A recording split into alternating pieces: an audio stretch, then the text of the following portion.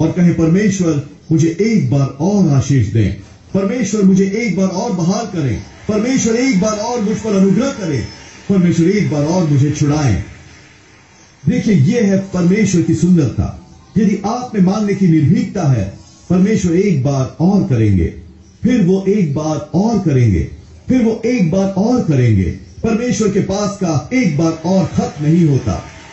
पर बहुत बार हम विश्वास करते हैं कि परमेश्वर हमें क्षमा करते हैं, हम जानते हैं कि वो दयावान है, पर हम ये नहीं सोचते कि परमेश्वर हमें आशीष देंगे। जो हमने किया उसके बाद तो नहीं। वो मुझे क्षमा कर देंगे, पर वो मेरे विवाह को बहाल नहीं करेंगे। वो मुझ पर दया करेंगे, पर वो मुझे वो प्रमोशन नहीं देंगे। यही उन्होंने किया शमसून के लिए। उन्होंने न केवल उस पर कृपा की, पर उन्होंने उसे मजबूत किया एक बार और। आप में से कुछ साइडलाइन पर बैठे हैं, अपनी गलतियों पर फोकस किए हुए, दोष भावना में जीते, दोष लगाने वाले को यह कहने देते, तुम पूरी तरह मिट चुके हो। परमेश्वर कह रहे हैं, नहीं, मेरे पास तुम्हारे लिए एक बार और है। और यदि आप निर्भीक होकर सिंहासन के पास जाएंगे, दंडित होकर नहीं, ये न सोचते कितनी बार मैंने कबाड़ा कर दिया, नहीं, जाए परमेश्वर के पास और कहें, प्रभु मैं इस योग्य महसूस नहीं करता, पर मैं आपके पास निर्भीकता से आया हूं, इसलिए नहीं कि मैं बहुत अच्छा हूं, पर इसलिए कि आप कितने अच्छे हैं। प्रभु, आपने कहा है जहां पाप रहता है वहां अनुग्रह कहीं अधिक रहता है। तो प्रभु, मैं आपसे मांग रहा हूं कि मुझे आशीष दें एक बार और, मुझे मजबूत करें एक बार और, परमेश्वर मुझे बाहर लाएं एक बार और। परमेश्वर ने यह शमसून के लिए किया, वो आपके लिए भी करेंगे।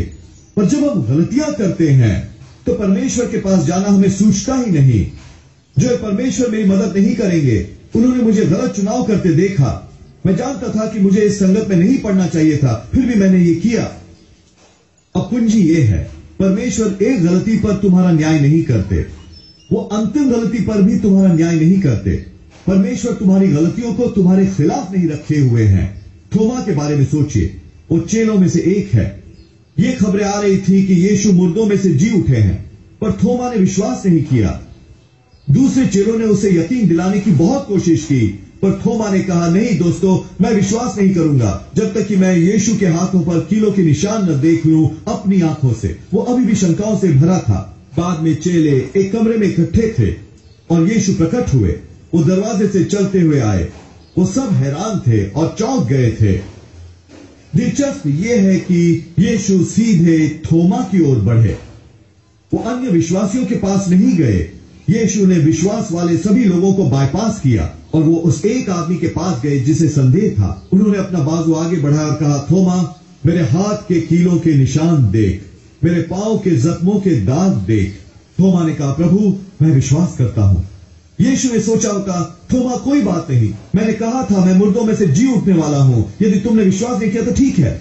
नहीं, परमेश्वर आपको एक गलती से नहीं आंकते, एक कमजोरी से, एक बुरे दौर से, एक असफल विवाह से, एक व्यसन से। परमेश्वर आपकी गलतियों को आपके विरुद्ध नहीं रखते। वो आवाज जो हमेशा आपसे कह रही है कि आप क्या नहीं है, आपको दंडित महसूस कराते, आपको दोषी महसूस कराते और ये कहते परमेश्वर का तुमसे कोई वास्ता नहीं, वो दोष लगाने वाला है। आप जानते हैं कि वो क्यों चाहता है कि आप आरोपित महसूस करें, खुद के बारे में बुरा महसूस करते फिरें, ताकि आप निर्भीक होकर सिंहासन पर न जाएं। वो जानता है परमेश्वर के पास एक बार और रहता है। वो जानता है कि परमेश्वर आपकी मदद करेंगे उस कबाड़े से निकलने में। मैं क्या कह रहा हूं, जब तक आप ये विश्वास करते हैं कि आपके लिए हमेशा एक बार और है। 55 साल तक मनुष्य राह से भटका रहा, पर परमेश्वर के पास एक बार और है। परमेश्वर ने ये उसके विरुद्ध नहीं रखा। थोमा ने यीशु के साथ यात्रा की। दूसरे शब्दों में, वो हर संडे चर्च में होता था, उसने फिर भी कबाड़ा किया। परमेश्वर के पास थोमा के लिए एक बार और था। हम उसे कहते हैं शक्की थोमा। हम लोगों पर लेबल लगाते हैं। अब जानते हैं परमेश्वर उसे क्या बुलाते हैं? विश्वासी थोमा। वो शत्रु, वो आप पर लेबल लगाना चाहेगा उस हर गलत बात का जो आपने की हो। शक्की, नाकामयाब, तलाकशुदा, व्यसनी, गलत चुनाव वाला। परमेश्वर आप पर लेबल लगाते हैं क्षमा किया गया, छुड़ाया गया, बहाल, पार पाने वाला, विजेता से कहीं बढ़कर विजयी।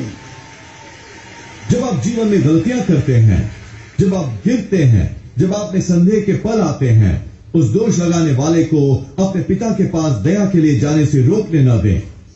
परमेश्वर आपको नहीं आंक रहे, वो आपके लिए द्वेष नहीं रखते, वो आप में गलतियां नहीं निकाल रहे। आपका काम है कि आप निडर होकर सिंहासन के पास जाएं और कहें, प्रभु मुझे आपकी कृपा चाहिए। मैं जानता हूं कि आप भले परमेश्वर हैं। मैं जानता हूं कि आप एक बार और वाले परमेश्वर हैं। यीशु ने बात की थी कि कैसे हम में एक छोटे बच्चे की तरह विश्वास होना चाहिए। जब बच्चे गलतियां करते हैं, क्या आपने गौर किया कि वो दोषी महसूस करते नहीं घूमते 6 महीने तक? ये दंडित महसूस नहीं करते कि उन्होंने अपनी तकदीर खो दी। वो इसे भुला देते हैं और आगे बढ़ते हैं। उनकी तरह ही अपनी गलतियों पर ही सोचते न रहें और उन सब असफलताओं के बारे में उसे जाने दो और अपने जीवन में आगे बढ़ो। आप नाकामयाब नहीं ठहरते जब तक कि आप हार नहीं मान लेते। आप एक सीखने वाले हैं। जब आपके बच्चे चलना सीख रहे होते हैं, यदि वो एक साथ 2 या 3 कदम उठाते हैं, हम तालियां बजाते हैं और उत्साह बढ़ाते हैं। हम अपने परिवारों को बुलाते हैं और कहते हैं, देखिए वो चल रहा है। जो हम उन्हें नहीं बताते वो ये कि इससे पहले वो 7,000 बार गिर चुका है। इसी तरह ही परमेश्वर उस पर फोकस नहीं कर रहे कि आप कब गिरे हैं। जब तक आप वापस उठ खड़े हो जाते हैं, आगे बढ़ते रहते हैं, परमेश्वर आपसे प्रसन्न है। आपको परफेक्ट परफॉर्मेंस करने की जरूरत नहीं। यदि आपका हृदय परमेश्वर की ओर परफेक्ट है, यदि आप में उन्हें प्रसन्न करने की इच्छा है, आपकी परफॉर्मेंस सही हो जाएगी। खुद को पीटते न फिरिए। अपनी अतीत की गलतियों के लिए परमेश्वर का अनुग्रह पाना सीखें। जब हमारे बच्चे छोटे थे, मुझे उन्हें खिलौनों की दुकान पर ले जाना बहुत पसंद था। जब मैं जॉनसन को, जो 4-5 साल का था, कहता चलो स्टोर में चलें, अब जानते हैं उसे एक बार भी नहीं कहा, नहीं डैड, मैं नहीं सोचता मैं इस काबिल हूं, मेरे ख्याल से मुझे इसका हक नहीं। मैंने कल अपनी बहन का मजाक उड़ाया था। नहीं, बच्चे जानते हैं कि कैसे ग्रहण करना है। वयस्क होकर हम ये बैगेज इकट्ठा करने लगते हैं जो नेगेटिव है, गलतियां, असफलताएं, गवाए हुए मौके। हम दोष भावना के भारी वजन के तले जीते हैं। वो दोष लगाने वाला कहता रहता है, तुम्हें मौका मिला था, तुमने उड़ा दिया, बस वही कायम हो जाओ जहां हो। अब आपको उसे झाड़ देना होगा। परमेश्वर कह रहे हैं, मेरे पास तुम्हारे लिए एक बार और है। एक बार और मैं तुम्हें आशीष देने वाला हूं। एक बार और मैं तुम्हें बहाल करने वाला हूं। एक बार और मैं तुम पर अनुग्रह करने वाला हूं। अब क्या आप उनका अनुग्रह ग्रहण करेंगे? क्या आप उस दोष भावना को झाड़ फेंकेंगे और अपने जीवन के लिए नई सोच अपनाएंगे? परमेश्वर कह रहे हैं, आपके स्वर्गीय पिता कह रहे हैं, चलो उस स्टोर में चले। मैं तुम्हारी भलाई करना चाहता हूं। मेरे पास अनुग्रह है, मेरे पास क्षमा है, मेरे पास नई शुरुआत है, मेरे पास बहाली है। अब आप क्या एक बच्चे की तरह बनेंगे और कहेंगे चलो चले। मैं मानता हूं आप मुझसे प्रेम करते हैं, मैं क्षमा किया गया हूं, मैं विश्वास करता हूं कि आपकी दया कहीं ज्यादा बड़ी है मेरी गलतियों से। या आप ये कहने वाले हैं, नहीं मैं इसके योग्य नहीं, मैं उसी बात से दोबारा संघर्ष करता रहा हूं। पिछले हफ्ते चर्च नहीं गया, पिछले महीने अपना आपा खो दिया। नहीं, परमेश्वर आप में गलतियां नहीं ढूंढ रहे। खुद में गलतियां निकालना बंद करें। आप एक फिनिश प्रोडक्ट नहीं है। परमेश्वर अभी भी आप पर काम कर रहे हैं। यही योना ने किया। परमेश्वर ने योना से निनवे जाने को कहा सुसमाचार देने के लिए, पर वो वहां नहीं गया। उसने उससे उलट ही किया। परमेश्वर ने उसे बाएं जाने को कहा, वो दाएं गया। वो आ पहुंचा एक नाव में। उन्हें एक बहुत भयंकर तूफान का सामना करना पड़ा, इतना भयंकर कि उन्होंने सोचा कि वो मर जाएंगे। योना ने अंत में नाविकों के सामने स्वीकार किया कि वही उनकी समस्या था और उन्होंने उसे नाव से फेंक दिया। उसे डूब जाना चाहिए था वहां उस सागर के बीचों बीच, पर परफेक्टली क्यू पर एक बड़ी व्हेल मछली आती है और योना को निगल लेती है। दोस्तों, आप परमेश्वर की दया के आगे नहीं जा सकते।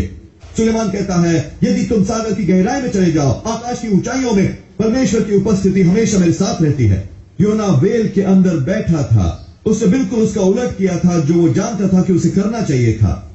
ये अलग बात है कि आप मुसीबत में फंसते हैं जब आपको कुछ पता नहीं होता, पर उसे पता था और उसने गलत करना चुना।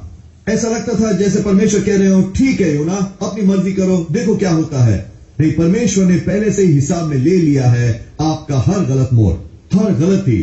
खुद को खारिज न कर दें। उठिए और अगली बार इससे बेहतर कीजिए। व्हेल के पेट में बैठे हुए शास्त्रों में लिखा है, योना ने परमेश्वर को पुकारा अपने इस दुख में और परमेश्वर ने उसकी सुनी। परमेश्वर उस मछली से कहते हैं कि सूखी भूमि पर जाकर योना को उगल दे, उसकी जान बचा दी। इसी परमेश्वर की हम सेवा करते हैं। वो आपको नहीं आंकते आपकी अतीत की गलतियों से। वो कोई द्वेष नहीं पालते। वो आपको खारिज नहीं कर रहे क्योंकि आप बाएं गए और उन्होंने कहा था कि दाएं जाओ। चाहे आप गलतियां भी करें और आप योना की तरह निर्भीक बने और परमेश्वर के पास जाएं और उनसे अपनी मदद करने को कहें, परमेश्वर प्रकट होंगे एक बार और। एक बार और वो आपको चंगा करेंगे, एक बार और वो आपको छुड़ाएंगे, एक बार और आपको बाहर निकालेंगे। पर आप में से कुछ सोचते हैं कि ये बहुत बार हो चुका है, जोएल मैंने बहुत से मौके उड़ा दिए हैं, मैं अभी भी उसी चीज से संघर्ष कर रहा हूं, मैंने कहा था मैं फिर नहीं करूंगा। वो ठीक है, ये एक नया दिन है। परमेश्वर की दया हर सुबह नई होती है। वो दया की ताजी खेप लाए हैं आपके लिए। क्या आप योना की तरह करेंगे और कहेंगे, प्रभु मैंने कबाड़ा कर दिया, पर मैं आपके पास निडर होकर आ रहा हूं, ये जानते हुए कि आपके पास दया है। प्रभु मैं इतना निर्भीक हूं, ये मानते हुए कि आप मेरी मदद करेंगे एक बार और। शास्त्र वचन में याकूब जाना जाता था अपने गलत चुनावों के लिए। जब उसका भाई एसाव अत्यंत भूखा था और ठीक से सोच नहीं पा रहा था, उसने उसका फायदा उठाया और स्टू का थोड़ा सा भाग दिया एसाव के जन्म सिद्ध अधिकार के बदले। जन्म सिद्ध अधिकार बहुत ही मूल्यवान था। याकूब जानता था वो गलत था, वो जानता था कि वो उसके भाई को धोखा दे रहा है, फिर भी उसने किया, वो वैसा ही था। एक और बार जब उसका पिता बहुत बूढ़ा हो गया था और ठीक से देख नहीं सकता था, याकूब ने अपने भाई एसाव का भेष बदला और अपने पिता से चालाकी की कि वो उसे पहिलौठे की आशीष दे जो एसाव की थी। बार बार वो धोखा देता फिरा, कोई निष्ठा नहीं। एक दिन याकूब वैसे जीते जीते तंग आ गया। उसने अपने परिवार से कहा कि वो उस नाले पर जाने वाला है और परमेश्वर से सुलह करने वाला है और सब बातें ठीक करने वाला है। एक स्वर्गदूत उसके सामने प्रकट हुआ मनुष्य के रूप में। वो कुश्ती करने लगे। ये पूरी रात चली। अगली सुबह वो दूत जाने ही वाला था और याकूब ने एक दिलचस्प बयान दिया। उसने कहा, नहीं, मैं तुम्हें नहीं जाने दूंगा जब तक तुम मुझे आशीष नहीं देते। देखिए याकूब की जुर्रत, वो परमेश्वर से आशीष मांग रहा है। एक धोखेबाज की जिंदगी जी लेने के बाद, लोगों का फायदा उठा लेने के बाद, भाई का जन्म सिद्ध अधिकार चुरा लेने के बाद, निश्चय ही परमेश्वर ने कहा होता, याकूब तुम वो आखिरी इंसान हो इस धरती पर जिसे मैं आशीष देने का सोचूं। नहीं, परमेश्वर ने कुछ इस तरह कहा, याकूब मुझे पसंद है ये सच्चाई कि तुम निर्भीक होकर मेरे सिंहासन के पास आए। तुम जानते हो कि मैं अनुग्रह से भरपूर हूं। तुम जानते हो कि जहां पाप रहता है वहां अनुग्रह उससे भी ज्यादा रहता है। परमेश्वर ने न केवल उसे अपनी आशीष दी, पर उन्होंने उसका नाम बदल दिया। याकूब से, जिसका मतलब था छलने वाला, वो इज़राइल बना, जिसका मतलब है परमेश्वर का राजकुमार। उस दिन से याकूब बाहर गया और परमेश्वर की आशीष अंदर आई। वो एक बदला हुआ मनुष्य था। दोस्तों, परमेश्वर आपके विरुद्ध कुछ भी नहीं रखे हैं। आप में से कुछ दोष भावना उठाए घूम रहे हैं, दंडित, ये सोचते हुए कि परमेश्वर कभी भी आपके साथ भलाई नहीं करेंगे। कि कभी आपने पूछा है, कि कभी आपने कहा है, प्रभु मैंने परफेक्टली परफॉर्म नहीं किया, मैंने सब चीजों का कबाड़ा किया है, पर परमेश्वर मैं आपसे आशीष मांग रहा हूं मेरी गलतियों के बावजूद। प्रभु मैं आपसे मांग रहा हूं कि मुझे शक्तिशाली बनाए एक बार और। परमेश्वर ने ये याकूब के लिए किया, परमेश्वर ने ये योना के लिए किया, उन्होंने ये शमसून के लिए किया, मनश्शे के लिए किया, वो ये आपके लिए भी करेंगे। वो एक बार और वाले परमेश्वर हैं। एक बार और वो आपको आशीष देंगे, एक बार और वो आपको बहाल करेंगे। अच्छी खबर ये है कि वो कभी भी इस एक बार और खत्म नहीं करेंगे। अब झाड़ दे उस दोष भावना को और निर्भीक होकर सिंहासन के पास जाइए। यदि आप ऐसा करते हैं तो आप निराश नहीं होंगे। मैं विश्वास और ऐलान करता हूं कि परमेश्वर आपको बहाल करेंगे, आशीष देंगे, आपको बाहर लाएंगे, आप उस सर्वोत्तम योजना को पूरा करेंगे जो परमेश्वर ने आपके जीवन के लिए तय कर रखा है। यीशु के नाम पर यदि आपने ग्रहण किया तो कहिए आमीन। हम अपना प्रसारण खत्म नहीं करना चाहते, आपको यह अवसर दिए बिना कि यीशु को अपने जीवन का प्रभु बनाएं।